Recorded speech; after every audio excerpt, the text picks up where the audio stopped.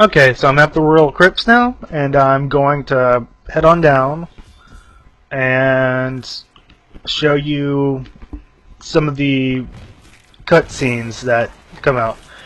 With the next class that I do, I will be going just to the Tomb of the Skeleton King, and here I'm going to show you a small in-game cutscene, and it's quite interesting. There's videos that have the rest of the lore behind this. I will make a video with the lore if y'all request it. So here's this small in-game cutscene. Keep your distance from him. This burden is mine to bear. May death bring peace from your madness, Leon. Traitors! Even in death, the armies of Condorus will still obey their king. Even if you will not.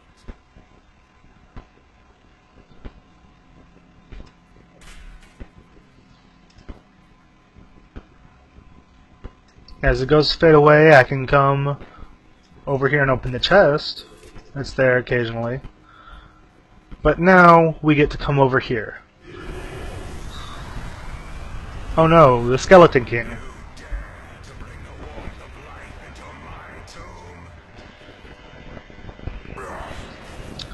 Okay, so now he's activated these pillars. Before I can move on, I have to destroy the 4 pillars and avoid getting killed by the hordes of skeletons around here.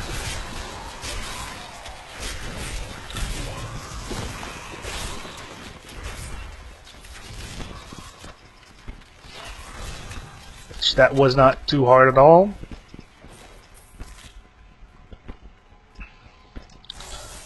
Get to activate the shrine, 25% attack speed and critical hit chance. So I'm going to be attacking fairly fast.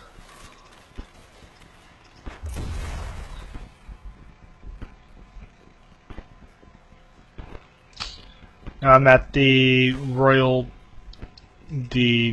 of the Skeleton King.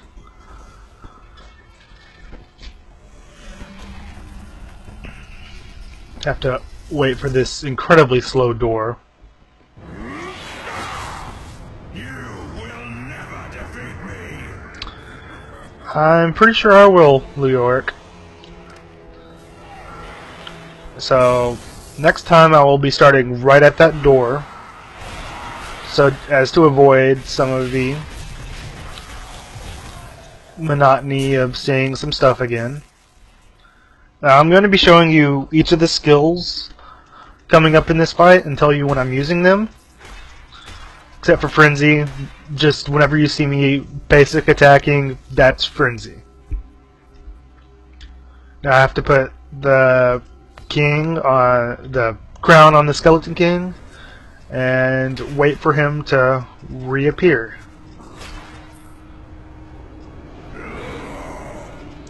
As you can see, the screen is shaking like it does occasionally in Diablo 2. Okay, first I'm going to start off the fight doing the Fury Shout, or the Enrage or whatever. As you can see, I'm doing a lot of damage with Fury. So I'm going to stop on that. Okay, Skeleton King summons skeletons a lot with this. When you're first doing this fight, there's a good chance that you're going to be a lower level than I am, and we'll be taking a lot more damage. The skeletons that he summons will drop health globes for you to pick up. They've dropped. I've just been right on top of them when they've dropped. So see, there's the health globe there. Just picked it up. Okay, come on, Skeleton King. I need to show some of the other skills. Well, that didn't work out too well.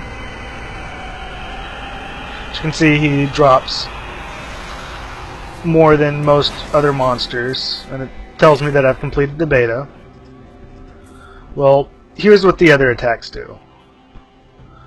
Hammer of the Ancients looks like this, and does an area of effect. In Revenge, it just looks a lot like Frenzy.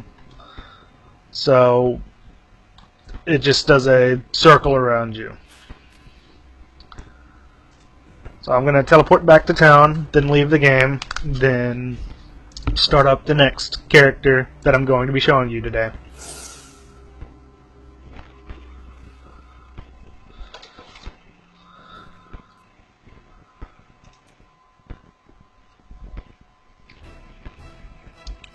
Let's go to the switch here. Looks like I'll be playing pt1, the Demon Hunter. Get to change the quest to Reign of the Black King. Start the game up. Okay, so for the Demon Hunter, at first I did not like this class at all, but it has grown on me after I hit about level 6. You get more skills and it feels much better. It feels really underpowered before level 6. Then after that, it feels highly overpowered.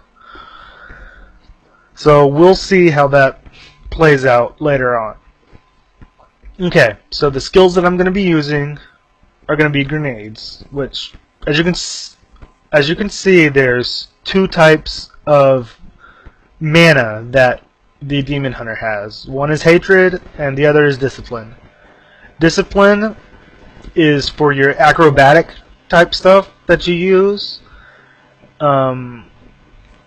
I have one that uses Discipline, which I really like.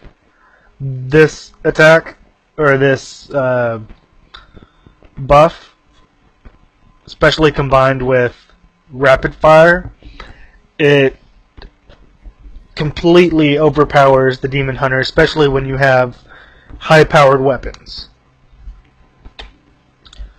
So I'm gonna show you the skills available for the fight, and I might end up changing some of them, some of what I have.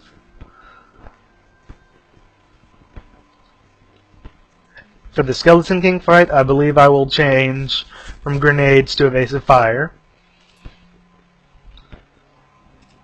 I love rapid fire, that's definitely staying. Elemental arrow.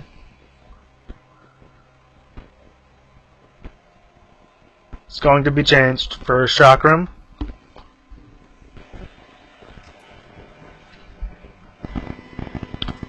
That was the wrong bit. And Shadow Power is going to stay, but I will show you the rest of the Discipline users.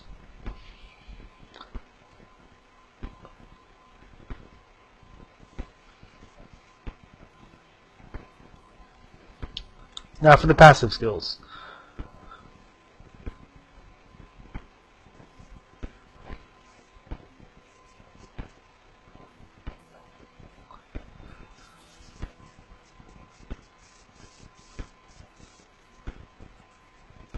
As you can see, I much prefer this one, this passive skill, opposed to the other ones, especially if you're playing by yourself. If you're not playing by yourself, I think steady aim would be much more effective. But for right now, I like Vengeance the best. Okay, the next time you see me, I will be going to fight King Leoric. Alright guys, I'm at the door for the Skeleton King. I'm going to be showing you all the skills I just talked about. You will never defeat me! I'm going to be using Evasive Fire and Rapid Shot without the attack speed skill that I have. Here's Evasive Fire, as you can let's see if I can get over here. As you can see, once they get close enough, I backflip away.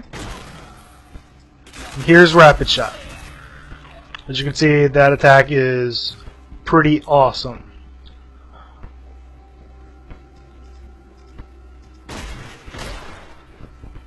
Okay.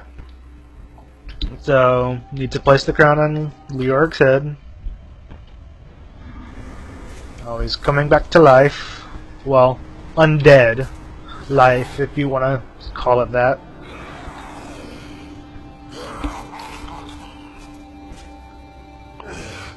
First attack I'm going to be using is Chakram. Looks like that. Now I'm going to use Shadow Power to increase my attack speed and use Rapid Fire. As you can tell, I'm using a lot of stuff, and I ran out of Hatred, so I have to build it back up with Evasive Fire. And Skeleton King is now dead, along with the companion, the minions he just summoned. So I don't remember what was next on the list, so we will see whenever I go back to my menu. Reason I go back to town before leaving the game is it takes 10 seconds to leave the game otherwise, and going back to town only takes 5 seconds or so, so this is faster. Let's see. Wizard is next. So, wizard's name is Eldengar. That, at least my wizard's name is. That's not what I wanted to click. Eldengar is Icelandic for lightning. It's just something that I translated on Google Translate, and I found that a very awesome name. So that's why I chose it. Okay, so I'm back in the game. I get to show you the skills that the wizard has now. So the wizard has some interesting skills that I really like how the wizard skills are set up. So they have signature skills, which you gain really quick, and they reduce the arcane power cost, which that's your mana resource. It only goes up to 100 unless you have stuff that increases the amount that you have, so that's why these decrease over time. But I like using Electrocute. Spectral Blade is actually really fun too if you like to get up close. Shock Pulse, it's just like, oh man, what's the attack in Diablo 2? I don't remember, but I will show you real fast so you can know what attack I'm talking about. Sends out 3 bolts of lightning, just real fast. That's the one that you start off with. I really like how this is set up so that the wizard isn't fighting with their hands at the beginning. They always have something that's quite useful to attack with their magic.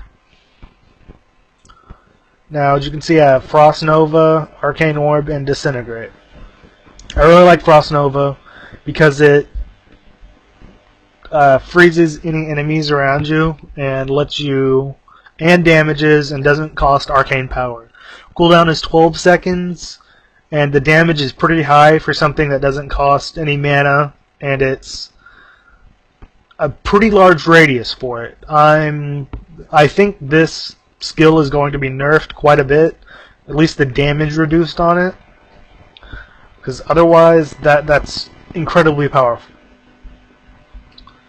Ice Armor, there's a lot of stuff that reminds me of Diablo 2's